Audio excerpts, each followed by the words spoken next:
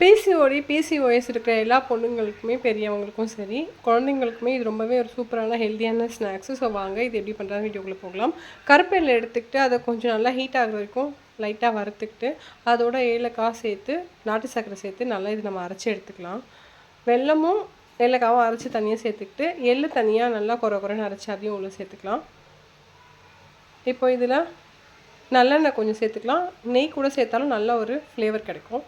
இது எல்லாத்தையும் சேர்த்து நம்ம நல்லா மிக்ஸ் பண்ணிடலாம். மிக்ஸ் பண்ணிவிட்டு வேர்க்கடலை வந்து வறுத்துட்டு அதை தோல் நீக்கிட்டு அதையும் எடுத்து வச்சுருக்கேன். அதையுமே இதுக்குள்ளே சேர்த்துட்டு நல்லா மிக்ஸ் பண்ணிவிட்டு நமக்கு தேவையான உருண்டைகளாவோ அப்படி இல்லைனா நம்ம அப்படியே டெய்லியுமே கூட ஒரு ஸ்பூன் கூட சாப்பிட்டுக்கலாம். இது ரொம்பவே வந்து ஹெல்த்தியானது.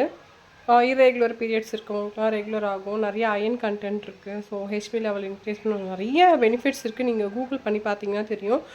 பெண்களுக்கு மட்டும் இல்லை, இது ஆண்களுக்குமே ரொம்பவே ஹெல்த்தியான ஒரு ஸ்நாக்ஸ் ரெசிபியும் கூட. ஸோ இதை நீங்கள் கண்டிப்பாக குழந்தைங்க இருக்க வீட்டில் கண்டிப்பாக இதை செஞ்சு கொடுங்க. அவங்க ரொம்ப எனர்ஜெட்டிக்காக ஃபீல் பண்ணுவாங்க.